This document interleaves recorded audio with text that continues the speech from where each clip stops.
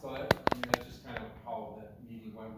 The county, we droned it that day, so, everything, we droned what's there now. We're just gonna kind of explain the letters that he sent out. It looks like every telephone pole there has a service too, electrical service, that's on county land. But Rich, I'll let you kind of take over and explain the letters that you sent out. Right here? No, you can just start right on. These aren't live. Oh, okay. Let's step back a little bit in history though first.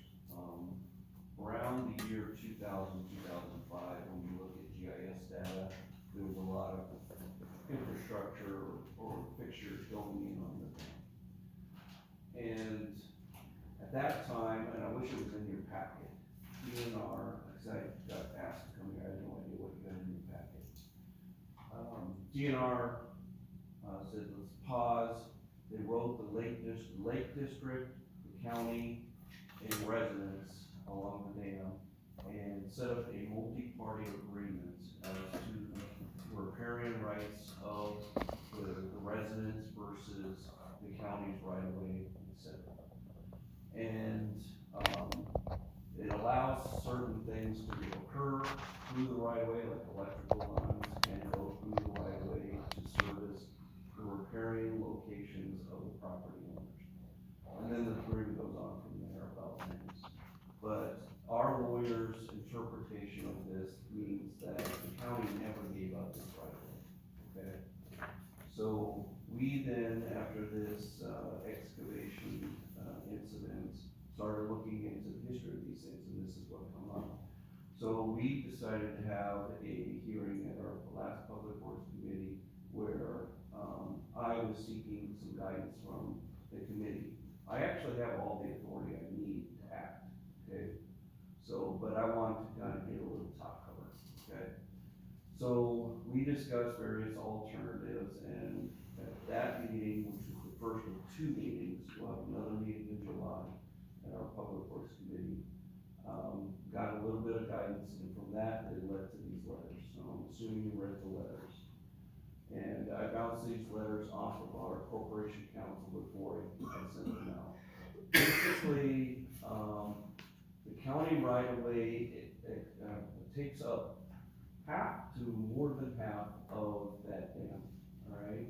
And we have various fixed facilities, structures, and penetrations into the dam that exist. For several years, DNR has been telling the county clean it up. And so we kind of, a few years ago, started putting on notice with the assistance of the Lake District that the first thing they definitely wanted us to deal with was trees. So we went in 2 years ago, removed the trees, and came back in the next spring based on their instructions. Stump grind those down, but leave the root system in place and fill it up with clay so that we don't have fissures and ways for the water to find its way through the dam. Flash forward to now, somebody started excavating, ripping out those root systems. We were told to leave in, so we started getting more engaged to find out what's going on.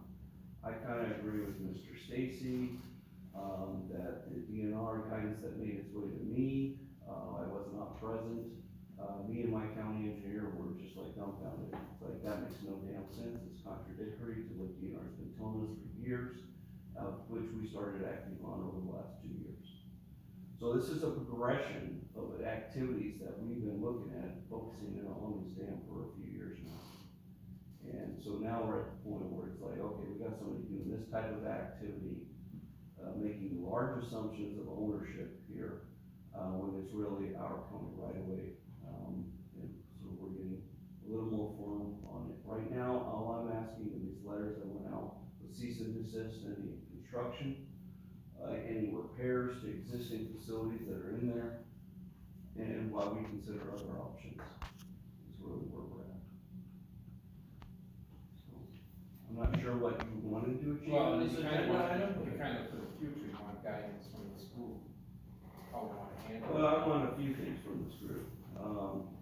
First off, go and review that 2006 agreement, okay? part that you play on the dam. There's also an enforcement issue when it comes to the dam, which has been ignored by both parties for a long time. I also want to be fair, both parties, we, the county and the Lake District have requirements in that agreement. Well, we didn't respond. Huh? We complained about the situation. No, there's We signatures. tried to enforce it, but There's signatures from the Lake District on that agreement. no, we pointed out violations. Yeah. To the county. When? What? What time frame are you talking? Well, 3 years ago, 4 years ago. What violations? Encroachment on the county property, structures being built. But he brought up that he didn't want piers and open store there. Who'd you tell at the county? That never made it? Well, me, Yeah. and I think I did bring it up. You and I have talked. Yeah, But, that was from him. okay, I didn't know it was a formal Okay. communication Right. from this group. But I know we had conversations 3 years ago, because we were talking with this group about communicating to the residents about the removal of the trees. I even had meetings with representatives from this group in some of their homes. So, when we were doing that outreach. So, yeah, we were forewarning them about structures and trees and other things at that time. Because that's also when we were going and removing all the tree shoots along the fence line, not just the big trees, we were cleaning up the whole area. So, yeah. So biggest concerns, decks? Huh? Are we talking decks for structures? Are we talking, what else are we talking about? Fences, Decks? Well, I'm waiting for more guidance, and that's what our July meeting will be about at Public Works, 14th of July, in Government Center at 3:30 p.m. Alright, and, that's when our meeting starts. And that's what the letters say to both residents and to this body. At this point, where I'm kind of at, my kind of minimum that I'm looking for is the cease and desist all future construction, because I wanna be fair to the fact that this was kind of looked over for a long time, but long-term, those structures need to come out, and come out of the county right away. So how much of that is implemented in the near term, I can't say. But I'm gonna kind of press for pushing, removing those lifts over the winter time. That's clearly all over our right of way, right up to the road's edge, and to some structure removals. There's another thing too, county has a ordinance on setback from the lake, Yeah. which is 75 feet, Yeah. which means they have nothing, they can't do anything. Well, you do have the setbacks. We talked this a little bit between me and my corporation counsel, who's also wears the hat of worm. So he's familiar with all those setbacks, and in fact, my county engineer was pressing him for those while we were standing on the dam one day. And we believe that the riparian rights and that agreement from 2006 does allow for some structures to be built along that lakefront. So again, I tell this entire group to go read that 2006 agreement. I might be off by a year, might be 2006, but. Yeah.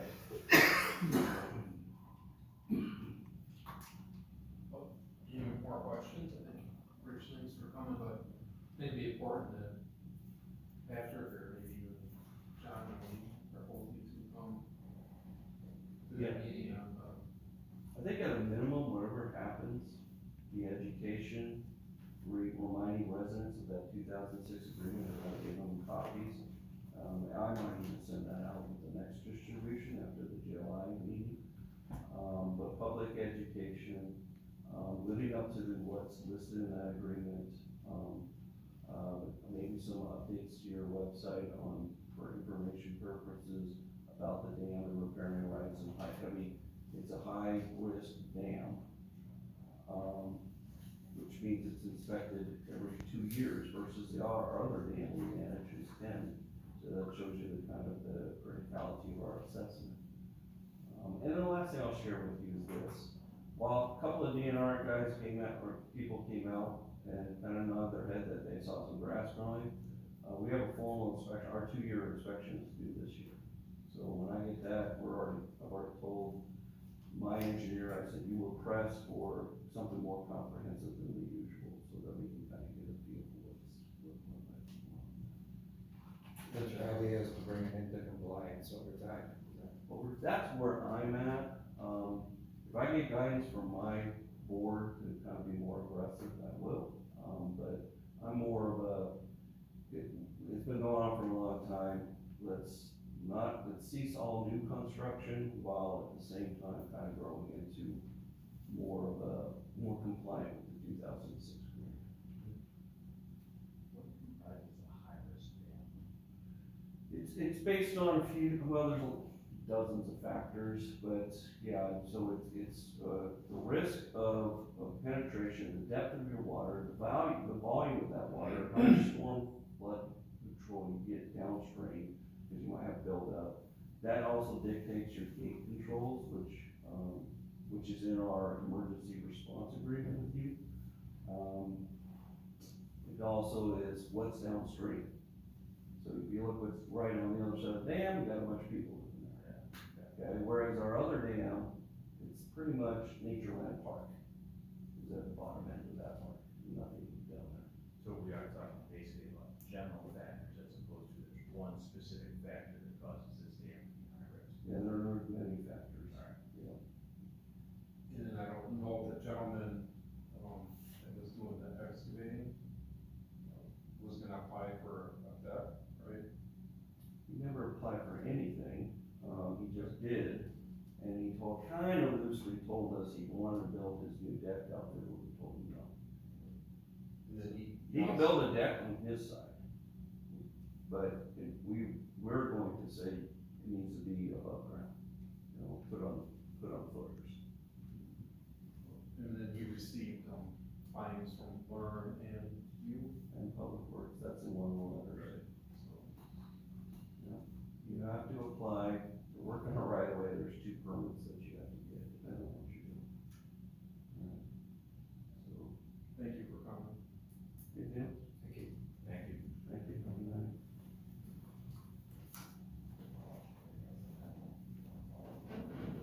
Unless you guys have questions.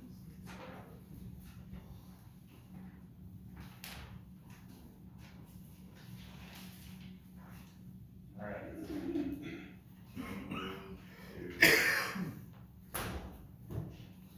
We look at our minutes.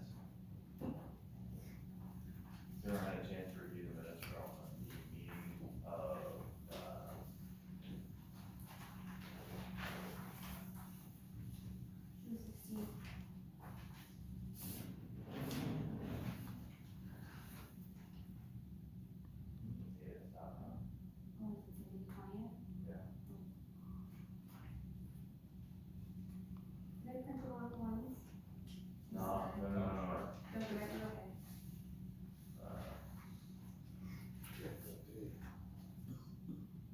in the first paragraph, Beulah is M-O-O-M-B-A.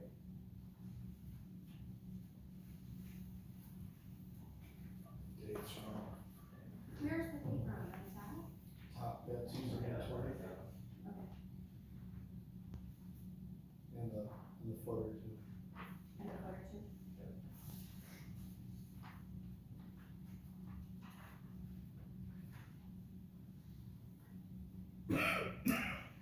Is there any other changes to the minutes? And he's a copy.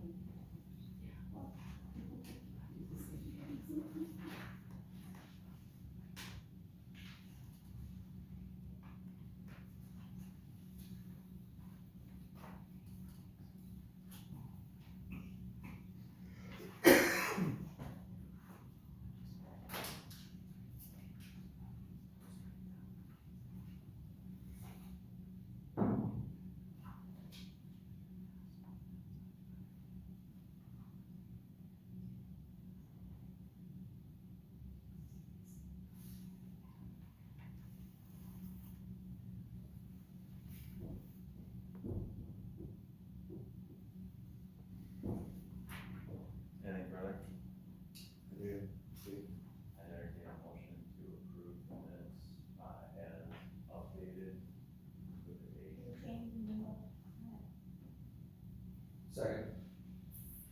Was there a motion or just a second? Or was I? Yes. I have a motion second, all in favor? Aye. Any opposed? Minutes are approved. If we could just move to item E1, discussion of the enhanced law enforcement on Lake Beulah, comprehensive plan for education, map, safety planning, enforcement, and cooperation with town, discussion and possible action. If I could invite, Commissioner Stacy, and I have a meeting, with the town and the police chief, and assistant chief, at the end of the year. And the town chair. In regards to enforcement, in regards to a budget for enforcement, and in regards to obstacles, to enforcement of existing town laws, so no new town ordinances. And I'm sorry, the DNR, Dean Warden, what was his title? What was his title? Warden. Yeah. Very helpful discussion. I thought this, as an introduction, this conversation came out of, last week's meeting. Chairman Jones heard that meeting, reached out, and asked for a meeting. This was largely Commissioner Stacy's issue. I tried to make sure that Commissioner Stacy, came to the meeting, so thank you for doing that. The main obstacle to getting some additional enforcement on the water is personnel. It is actually hiring an additional officer to be on the water. When we think about the times when I think this board wants enforcement, those times are weekends and holidays. It's very difficult to hire a young officer or any officer that is primarily going to be tasked working in hot weather on weekends and holidays and watching everyone else have fun. I think the second obstacle is budget. I think there is probably a way that could happen. What they were talking about is if they could find somebody that would work those hours, that would essentially reduce the pool of hours available to Town of East Troy's existing part-time officers. The third option, came up, should have had better notes with me today. The third option was essentially, we have a budget of hours. Let's say that budget is 390 hours or 350 hours, but somebody can fact check me on that, I'll find out. As most of you know, when you see the patrol boat out, it has 2 officers in it, which means that our budget is cut in half.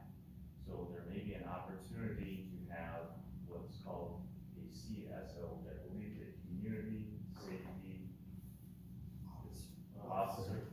But it's not an officer, it's not a sworn police officer. This can be somebody who's in training to be a police officer. This could be a community volunteer who meets the requirements set by the town of Detroit. It could be a volunteer, it could be someone who's paid at generally a part-time, summer vacation person that is operating the boat and assisting the officer, but is not a sworn officer. So this could help essentially make ends meet and accomplish the same purpose. I think a lot of folks know our boat, our police boat is a center console boat.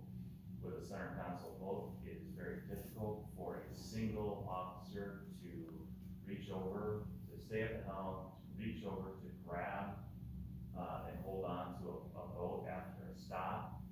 Sometimes you don't have the most cooperative of folks, so this is a 2-person operation. Even if you don't have a center console, if you're sitting at the helm of your boat, hanging onto a boat, trying to operate a radio or do something else, this is a 2-person operation. So that's one option. As a fourth option, we discussed, so I didn't know anything about this, so everyone can make fun of me now. The Lake Geneva has a community safety patrol. Folks familiar with Lake Geneva, I think they run 7 boats. That safety organization is not run through the Lake District, because I don't believe the Lake Geneva has a Lake District. It's sort of a 501c3 nonprofit, it runs these safety boats. These safety boats are not staffed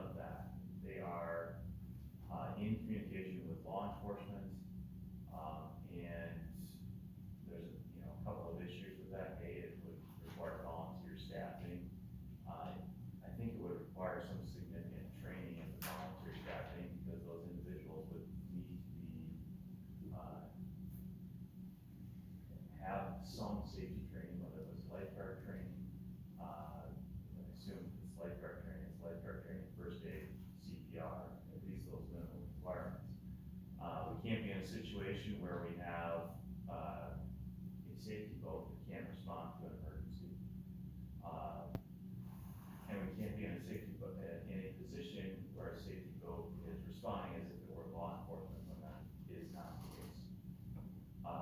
So, some things, the town is certainly working through the town, I don't wanna overstate what the town is doing, the town is working on budget numbers, to see what additional costs this might be, if there's some additional, costs that the district can pitch in.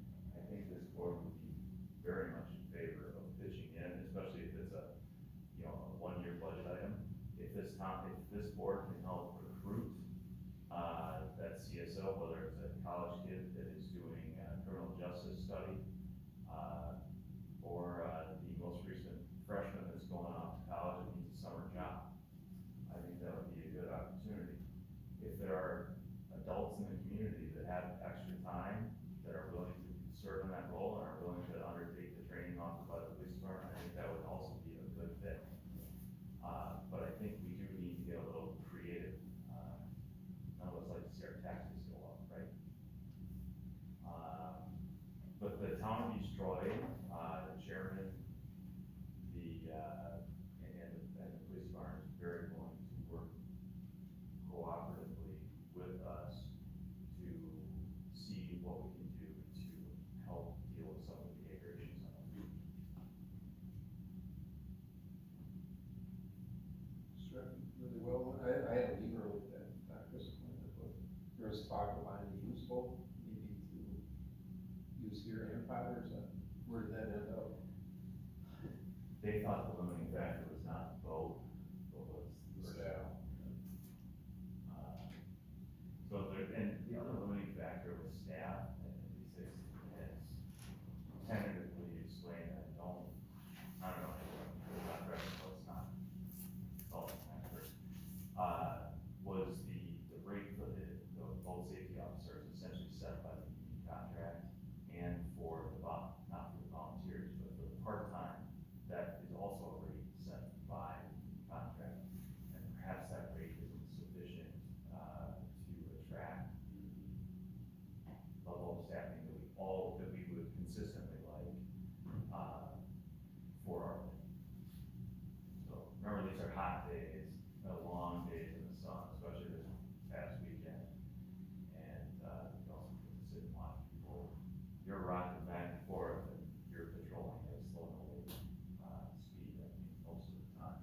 I hardly ever see those guys doing anything but futzing around and stuff. It's hot, I'm sure it's hot.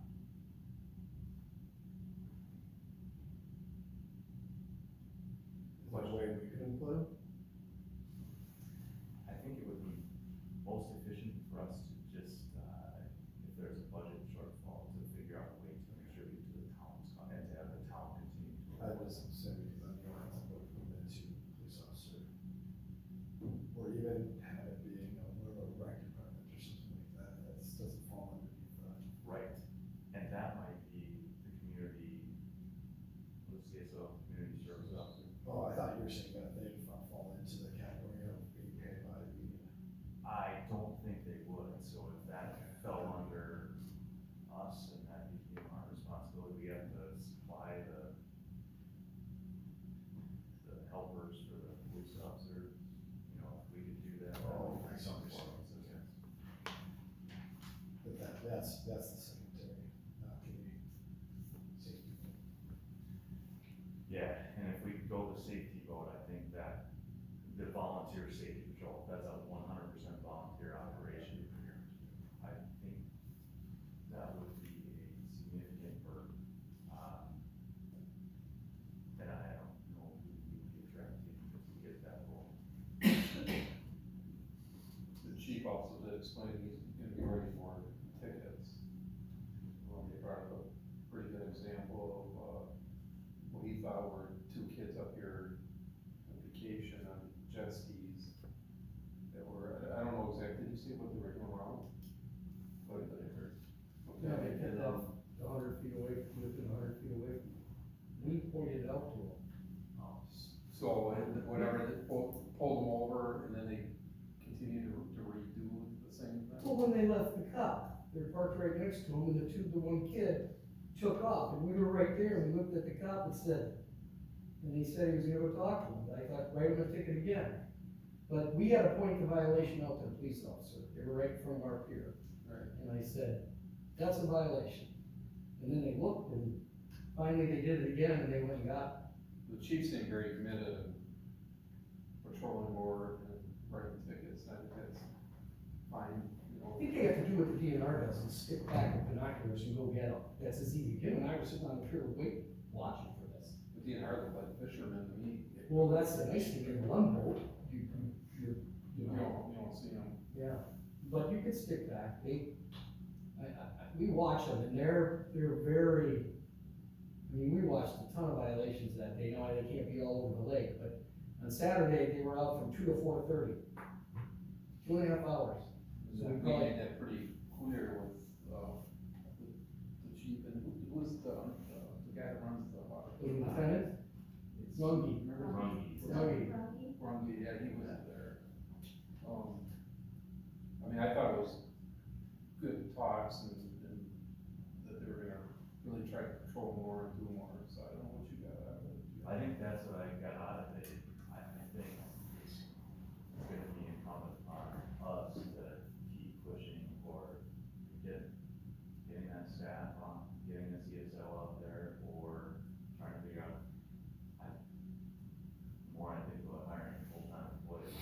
Well, why don't they mandate their full timers like they used to? That would be the purpose of this full-timer. It would be a dedicated full officer, and just imagine the advertisement for this job. You're gonna work all the weekends and holidays, all summer long. But they used to split it up between all the. Right, I officers. brought that up at the meeting, and nobody wants to work, nobody Okay. wants to, And I'm sure there's a lot of part-time people that work elsewhere that I time. don't know how they get away with that, I had to work all my weekends when I grew up, probably all of us did here. Apparently, and I even brought up with using our own people and paying a higher wage. And I didn't really get interest until they said $70 an hour, then 75, and then they were interested. There are critical times too, to me, on weekends, say Saturday and Sunday, after 6 to 7, Yeah, we talked it's about very that. critical. Because it's no wake, and the wakeboarders, or the paddleboarders come out, kayaks come out. And people speeding in, it's very dangerous. Or in the morning, like Saturday morning, prior to 10 o'clock, you don't want people speeding out there. On Saturday night, my wife and I, I'm here right next to the police boat. So my wife and I just sat down from like 6:15 to about 7:45. 9 boats came racing across the lake, 7 of them came right to the launch. So I saw Chief Gorecki at the boat launch, and I pulled up and talked to him today. And I said, you don't even need a boat patrol. I said, if you have an officer in his squad on duty, just have him park there, he can work on his computer while he sits in his AC, and he could have wrote 7 tickets.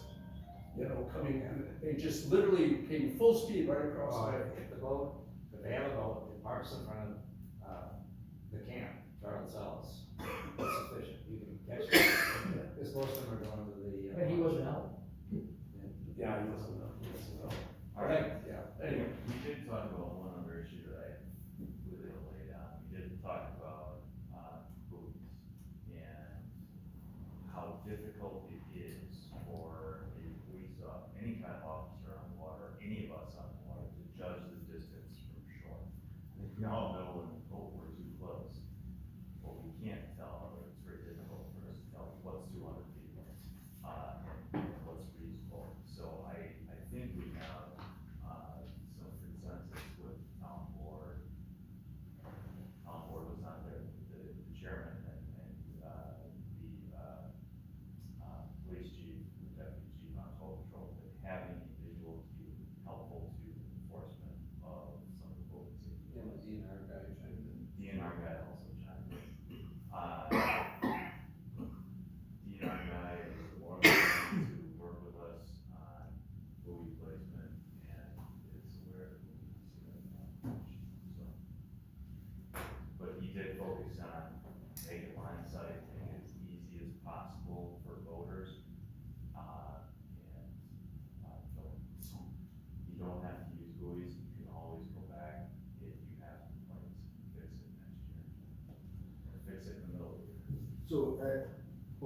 my understanding is we're gonna let them take over personal buoys too, correct?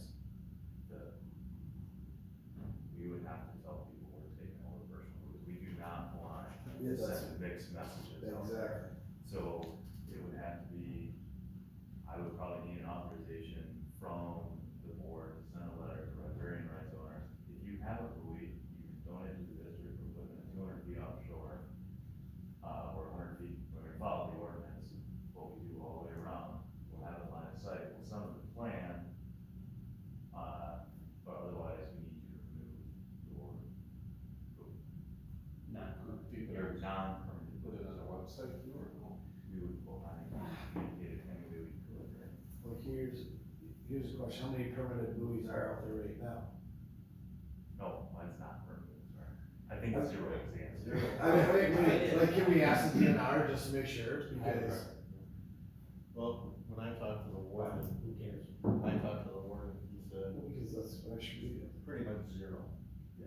And what he told me is that at the time, if someone or a parent or owned a buoy, they would have to get it permitted, but he also said he would volunteer to engage with each owner.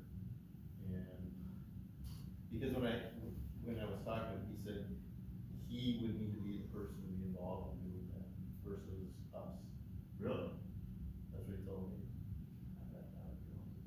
And I discussed with him, volunteering them, and us taking over precisely.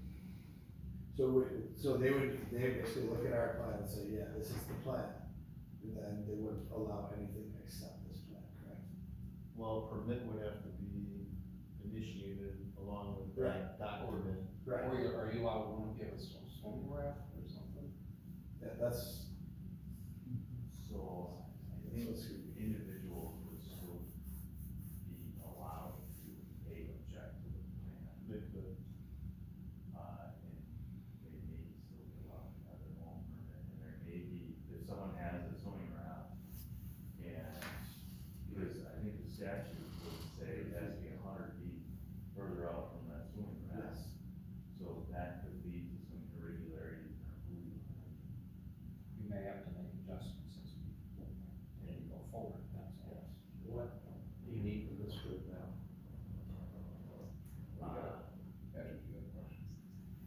So would you treat the camps in Divine Word just as you would treat a resident?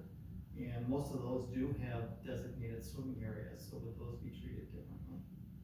I would need to look at the statute again, or the ordinance again, so that I know how I'm treating those, because I don't remember you have, so at your camp, you have, trampoline. Raft. What else do you have out there? There's a It's swimming all area. within 200 feet. though. Should be So- all Yeah. Would it be 200?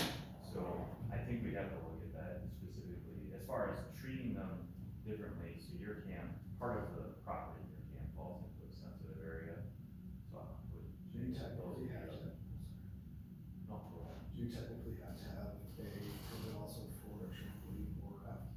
I'm sorry, I missed Do you have to have a? No. Those aren't permitted. Okay, what was the question? Do you have to have a permit for a trampoline or raft, or can anybody just put a trampoline or raft anywhere? I think anyone can put a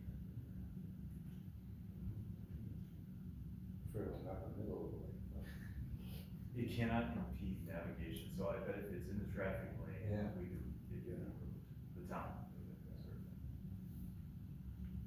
So I would say we would take into consideration of swim areas when we develop the map. The buoys would be placed by GPS coordinates as best we can, but after we place them, we may have to move things a bit.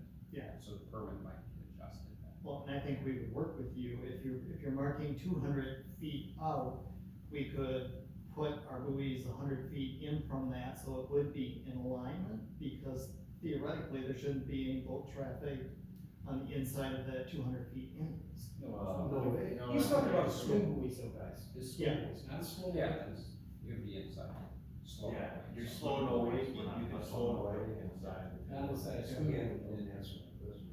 Correct. That's right. Oh, what do I want from you right now? I think we need authorization. We have a buoy plan. Chris? So, It's very nice. so there's some maps floating around, and we're very open to comments. The buoys on this map are drawn approximately at 200 feet. The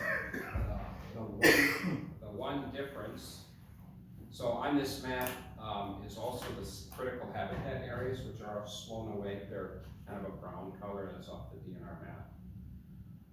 Everything's at 200 feet approximately. The West Bay is more than 200 feet. It's at the edge of its critical habitat area. It's been pointed out that's a shallow area for people, they go through there. In addition, we have three colors of blue.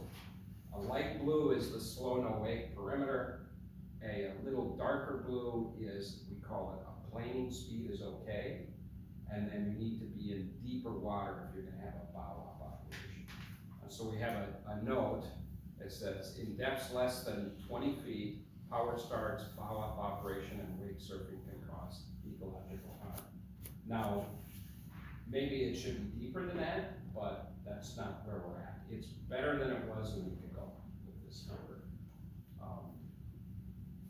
So the buoys are all trying to get a line of sight for people to be able to follow, 200 feet off, and they do go out a little bit further in around swim areas like Camp Alice, Camp Edwards, and then the one area where you come out of Round Lake and go into Upper Lake. If you had 200 feet there, basically that would shut down the traffic waterway. So in there, we're just pretty much marking it the way it is marked today, so people can travel through there. Otherwise, we have a certain where pool area, it'd be like 3/4 of a mile long. Does that, I was just gonna ask, if they're, that's a pinch area, in fact, we saw police boats writing a ticket right there and everybody was shutting down, and, does that open any liability for the town